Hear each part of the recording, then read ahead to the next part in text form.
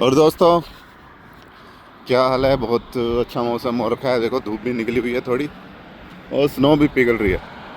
मगर इसका मतलब ये नहीं है कि सर्दियाँ चली गई हैं। सर्दियाँ तो अभी आएंगी, ज़बरदस्त आएंगी। हवा अभी देख रहे हो आप कितनी तेज चल रही है। तो भाई आज मैं आपको एक ऐसी स्टोरी सुनाने जा रहा हूँ भाई, आपकी ना रूह कांप जाएगी। आपने ऐसी स्टोरी ना सिर्फ फिल्मों में देखी होगी, बल्कि फिल्मों में भी शायद ही मैंने कहीं देखी है, होगी नहीं शायद ऐसी। लेकिन ऐसी ट्रैजिक ट्रैजिक जो स्टोरियाँ होती हैं ना, फिल्मों में बनती हैं। तो आज मैं आपको रियलिटी में एक जो हुआ है रियल में, वो एक स्टोरी बताऊंगा भाई। ऐसी ऐसा भाई फिल्म बननी चाहिए ऐसी स्टोरी पे। अगर कोई सुन रहा है तो भाई कोई बनाए सिर्फ इस पे फिल्म जो असली में हुआ है।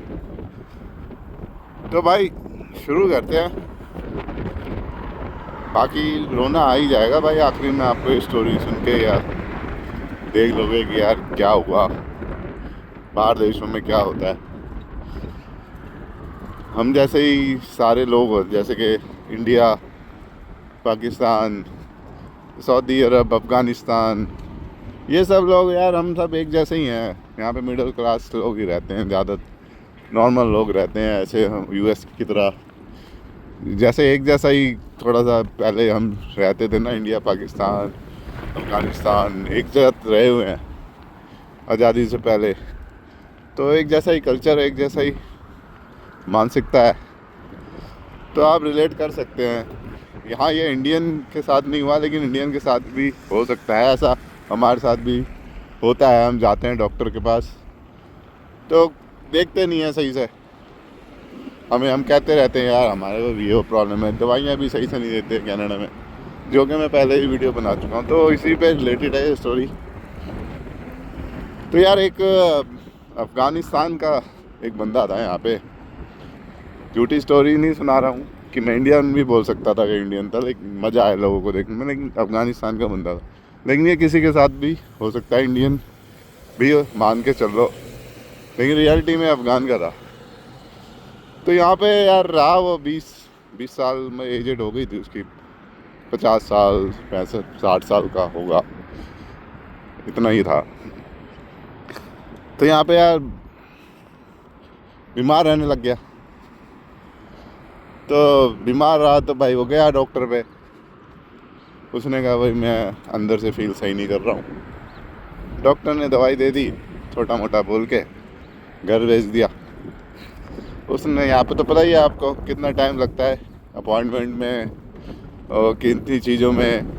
डॉक्टर मतलब कि एक बार बुखार की दवाई लेने गए तो मतलब कि कुछ बुखार की छोड़ो, कुछ चोट चाट लग गई तो पहले तो टेस्ट के लिए भेज देंगे।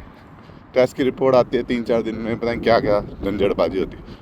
तो बेचारा गया है भाई, एक बार मैं गया अपॉइंटमेंट बना के, इतनी देर बैठा होगा, घर आया 8-10 दिन दवाई खाई होगी, फिर चला गया। फिर उसने कहा भाई नहीं मेरा सही नहीं है। फिर उसकी समझ आया नहीं उनको, उन्होंने रिपोर्ट टेस्ट वेस्ट करा दिए। अब उनको ही पता नहीं क्या टेस्ट कराए, जो टेस्ट कराने चाहिए वो नहीं कराए होंगे। तो उसके अंदर कुछ नहीं आया, छोटा मोटा विटामिन की कमी वमी होगी, उन्होंने उसकी गोलियाँ दे दी। ये दूसरी बार हुआ ऐसे। दोस्तों ये सालों निकल के, जैसे कि हमारे निकल जाते बीमारियों में, सालों साल चलती रहती है। वैसे ही फिर वो सालों में 10वीं बार आया, 4th-5वीं बार भी यही हुआ होगा, 6ठी बार भी यही हुआ होगा, फिर टेस्ट कराए होंगे। तो एक बार भाई उसने ना, कई साल निकल गए, 2-3-4 साल हो गए होंगे। इतना तो मुझे एग्जैक्ट नहीं पता कितने साल हुए, लेकिन हाँ काफ़ी लंबे से करा रहा था। फिर उसने भाई डॉक्टर को बोला ज़बरदस्ती, भाई मैं हो गया हूँ परेशान, मैं अंदर से ना बर्न कर रहा हूँ, जल रहा हूँ। तुम क्या कर रहे हो, ये इलाज मेरा, मैं अंदर से बिल्कुल, कैसे कहते हैं ना, अंदर से जान ही नहीं रही उसके अंदर, बिल्कुल ख़त्म हो रहा है। उसने ज़बरदस्ती कहा डॉक्टर साहब मेरे ढंग से टेस्ट कराओ, ऐसे नहीं चलेगा। तो भाई उन्होंने कुछ भेजा होगा स्पेशलिस्ट पे या कहीं, क्या कुछ ना कुछ ऐसा हुआ कि सही डॉक्टर के पास। या उन्होंने ही ढंग से टेस्ट कराए सारे।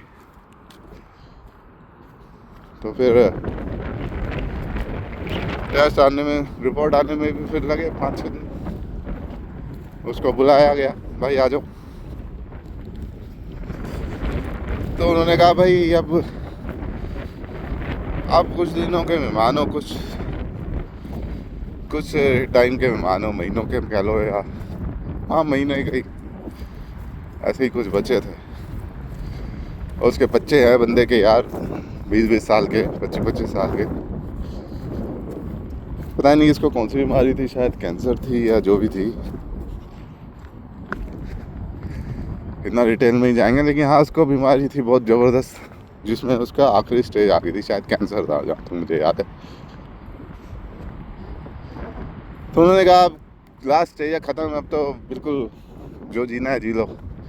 तो भाई ये देखो मेडिकल फैसिलिटी यहाँ की, अभी स्टोरी आएगी, अभी आगे, अभी ख़त्म नहीं हुई है भाई, अभी ट्रेजिक एंड बचा। तो मैं बता रहा हूँ कि यहाँ पे इलाज ऐसा ही है। मैं भी जाता हूँ भाई, मैं चाहता ही नहीं हूँ, मैं तो सोचता हूँ घर में पड़े पड़े ठीक हो जाए।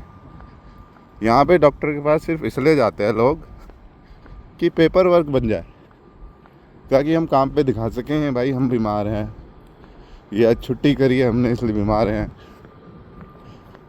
या जैसे पेपर वर्क होता है ना, जैसे प्रूफ चाहिए कि हम बीमार हैं, बस ठीक होने के लिए नहीं होता यहाँ। अभी थोड़े दिन पहले की बात बता रहा हूँ भाई, किस लोगों ने यहाँ से दवाई ली थी, किसी जान पहचान वाले ने, ठीक नहीं हुए, और फिर मैंने उनको इंडिया वाली दवाई दी तो ठीक हुआ। तो फिर वही स्टोरी पे आगे चलते हैं। तो उन्होंने कहा भाई अब कुछ दिन बचे हैं। वो बंदे की हवा निकल गई, उसने बोला होगा उनको, भाई तुमने क्या इलाज किया? मैं कहता रहा तुमको मेरे को प्रॉब्लम है, और आखिरी में ये हुआ। तो फिर वो बंदा घर गया भाई, उसने घर वालों को बताया ऐसा ऐसा।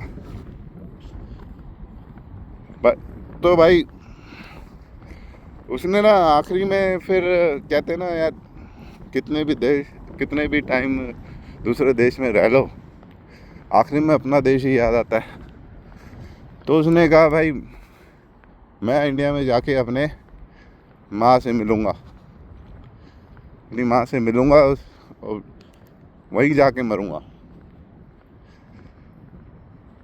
या फिर उसने ऐसा सोचा कि मैं मरने से पहले अपनी माँ से मिलूँगा, एक बार अपने देश जाऊँगा। क्योंकि यार इतनी डिटेल स्टोरी हमने उससे डिटेल में बार बार पूछा नहीं, इतना घर वालों ने बताया, उस हिसाब से बता रहा हूँ कि इन दोनों में से एक चीज़ हुई। बस इतना पता, उसने कहा मुझे अपने देश जाना है, अपनी माँ से मिलने, और मरने से पहले मिलने जाता।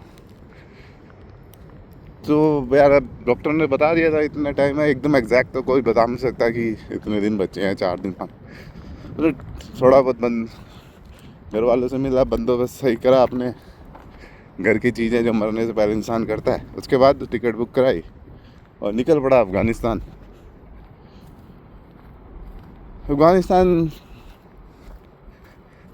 निकला, फ्लाइट में बैठा,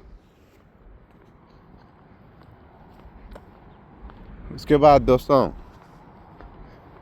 अफ़गानिस्तान भी पहुंच गया। फिर उसने खुशी का उसका ठिकाना नहीं था, लेकिन हाँ एक तरफ गम था कि मैं मरने वाला हूँ। और फिर एयरपोर्ट पे पहुंचा, टैक्सी पकड़ी और टैक्सी से अपने घर के लिए निकला। उसकी तबीयत ठीक तो थी नहीं, तो भाई फिर वो रास्ते में ही दोस्तों मर गया। मुझे बताते हुए भी अजीब सा फील हो रहा है, बोला नहीं जा रहा कि कैसा हुआ। वो गाड़ी में ही दोस्तों अपनी माँ से मिलने से पहले ही वो वहीं पे मर गया। उसको ये मेरे को उन्होंने, उसके घर वालों ने बताया। तो फिर बाद में उसको भाई अफ़गानिस्तान में ही उन्होंने कर दिया होगा, दफना दिया होगा, जो भी है। बाद में किसी तरह मिले होंगे, आगे की स्टोरी मुझे पता नहीं। लेकिन हाँ, वो मरने से पहले अपनी माँ से नहीं मिल पाया, लेकिन उसकी एक ख्वाहिश पूरी होगी, वो अब मरा जाके अपने देश में। क्योंकि इंसान दोस्तों यहाँ पे जीता नहीं है। यहाँ पे अपने देश छोड़ के जो आते हैं ना, वो जीते नहीं हैं, वो अपनी ज़िंदगी काटते हैं। जीना और ज़िंदगी काटना में बहुत फ़र्क होता है। जैसे हम सो के टाइम काट देते हैं ना, कि थके हुए आज घर पे रहते, सो कहीं घूमने नहीं जाते, तो घूमने नहीं जाते तो वो तो चलो घूमने चले गए तो टाइम वसूल हो गया, लेकिन हम आलस कर जाते हैं, घर में ही रहते हैं, तो वो टाइम काटना होता है। और घूमने जाना उसको टाइम वसूलना कहते हैं, कुछ करना। तो लेकिन हाँ, यहाँ पे इसी तरह हम लोग टाइम काट रहे हैं। ठंड में कोई बाहर जाता नहीं, कोई रिश्तेदार नहीं, कोई आने जाना नहीं। थोड़े बहुत हैं वो ज़बरदस्ती जाते रहते हैं, एक दो के दिन के हैं। पंजाबियों के ज़्यादातर रिश्तेदार हैं, क्योंकि बहुत सारे पंजाबी हैं। लेकिन दिल्ली वाले हो गए, कुछ इधर उधर के ऐसी जगह है, मुंबई, यहाँ पे लोग बहुत कम है। केरला के हो गए, इनके रिश्तेदार भी नहीं है यहाँ पे। दिल्ली वालों के भी बहुत कम है, हिंदू भी बहुत कम है। तो भाई ये थी ट्रैजिक स्टोरी। मैं बताऊँ तुमको, अपना देश छेड़ के जो आते हैं ना भाई, क्या है, कितना भी खुशी दिखाते हैं यहाँ कि हम गाड़ी चला रहे हैं, हम मोबाइल ले लिया महंगा है। अपना देश अंदर से उनको पता होता है कि,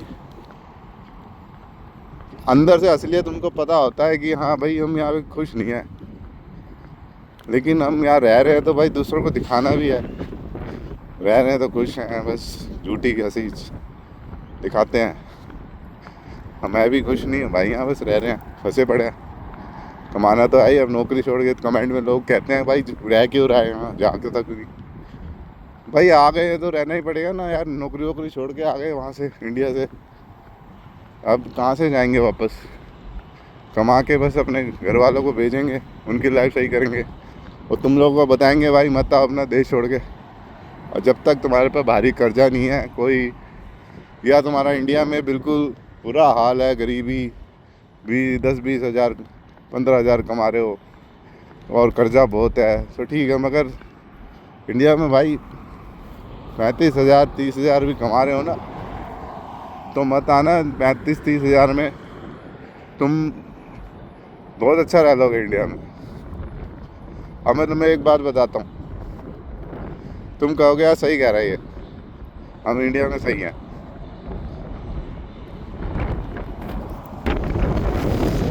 $1 बहुत तेज हवा चल रही है भाई, टोपी उड़ने वाली थी मेरी। दोस्तों $1 है जो यहाँ का इंडिया के 60 रुपये के, ठीक है। अब इंडिया में 60 रुपये अगर आपके पास हैं, आप क्या करोगे? अगर आपको ज़िंदगी जीनी है तो क्या खा लोगे बताओ? पार्ले जी का बिस्कुट ले सकते हो, सड़क पे खड़े 20 रुपये मोमोज खा सकते हो, एक छोले भटूरे की प्लेट भी खा सकते हो भाई मार्केट में। 3 चीज़ें तो मैंने गिना दी, या फिर ये 3 चीज़ें छोड़ दो, एक फुल टाइम का मील ढाबे पे 2 टाइम खा लोगे भाई 60 रुपये में। 2 टाइम छोले भटूरे तो 2 टाइम खा लोगे रेडी से। और यहाँ पे ना भाई $1 में $1 भिखारी भी नहीं लेगा। $1 के यहाँ कुछ नहीं आता भाई, कुछ भी, मैं सच बता रहा हूँ। एक पेप्सी भी होती है ना, जो पेप्सी रेस्टोरेंट में $3 की है, सर्व करके नहीं, ऐसे ही। और ग्रोसरी स्टोर पे पेप्सी लोगे या कोक लोगे ना, तो वो एक नहीं मिलेगी, यहाँ पे 6 पीस लेने पड़ते हैं, और वो $5 की है। 6 पीस, ये सिंगल नहीं देते। और चलो एक भी मान लो कहीं मिल रही है, तो भी भाई वो $2-2.5 की है, या $2 मान लो, वो भी पेप्सी, जिसको हम पीना ही नहीं चाहते भाई। लेकिन हाँ, एक सिंगल नहीं मिलती यहाँ पे, सिंगल बड़ी वाली मिलती है, वो भी $3-4 की होती है।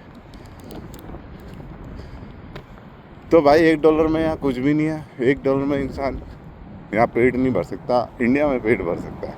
अब तुम मान लो यहाँ पे कितने भी कमा रहे हो, इंडिया, अब फ़र्क समझ आ गया आपको कि इंडिया के 30-35 हज़ार कमाने वाला कितनी अच्छी लाइफ जी सकता है, कुछ भी खा सकता है, कुछ भी कपड़े पहन सकता है। यहाँ पे यार 100 रुपये की टी शर्ट, 200 रुपये की इतनी बढ़िया टी शर्ट मिल जाती है। तो वही चीज़ है मैंने देखी है यहाँ पे, चाइना ही है, कनाडा थोड़ी कुछ बनाता है भाई, कनाडा जीरो बनाता है यहाँ, कुछ उसका अपना कुछ भी नहीं है। सब कुछ एक्सपोर्ट ही करता है, जैसे इंडिया चाइना से कर रहा है। चाइना से टी शर्ट लाए हो 200 की बेच दी, ये लोग चाइना से टी शर्ट मंगा के 10-15 $8-10 ऐसे बेचते हैं। तो फिर यार वही बात पड़ेगी ना। पहले था यार कनाडा थोड़ा सस्ता, अब नहीं है यार, ट्रूडो के टाइम पे खराब हो चुका। ट्रूडो ने कुछ अच्छी चीज़ें की है, कुछ गलतियाँ भी कर दी थी। बंदा अच्छा है लेकिन कवर करना पड़ता है भाई। तो भाई देख लिया, लंबी वीडियो हो गई है बहुत। ये तो बंदे की स्टोरी बतानी थी आपको मैंने, बहुत टाइम से सोच रहा था, क्योंकि मुझे पता था ज़्यादा टाइम चाहिए इस स्टोरी में और लंबा टाइम चाहिए, तो इसलिए बना दी। देखो भाई ये ट्रेन स्टेशन है यहाँ का, गाड़ियाँ देखो कैसी कैसी हैं। ये सर्दियों में ना बढ़िया गाड़ियाँ निकालते नहीं है लोग यार, ज़्यादातर लेते नहीं है फायदा, कुछ कुछ निकालते हैं। सर्दियों में ना फंस जाती है गाड़ियाँ वाड़ियाँ, ख़राब भी हो जाती है। ट्रक वगैरह ही चलते हैं यहाँ पे ज़्यादातर। देखो भाई कितनी मेल्ट हो रही है।